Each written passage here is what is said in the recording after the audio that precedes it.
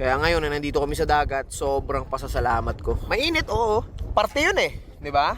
Yung ramdam mo yung kalikasan. Pag gumagalaw yung tubig, gumagalaw ka rin. Kapag mainit, napapaso ka. Kapag umuulan, nababasa ka. Yun eh. Yun ang totoong karanasan. Naramdaman mo yung kalikasan. Lagi ko nga sinasabi, hindi tayo magtatagal dito sa mundo. Lahat tayo may lifespan. Lahat tayo may katapusan. Nasa sa atin na lang yun kung ano ba talaga yung gusto natin na mangyari sa buhay natin dito sa mundong to habang nabubuhay pa tayo. Maraming beses man tayong magkamali, maraming beses man tayong madapa. Kung ganun din karaming beses natin itatama ang mga mali, at kung ganun din karaming beses tayo babangon sa pagkadapa, parehas lang yun. Pag natalo ka, laban lang, mananalo ka rin. Lahat ng bagay sa mundo may kabaliktaran. May gabi, may umaga. May maulan, may mainit.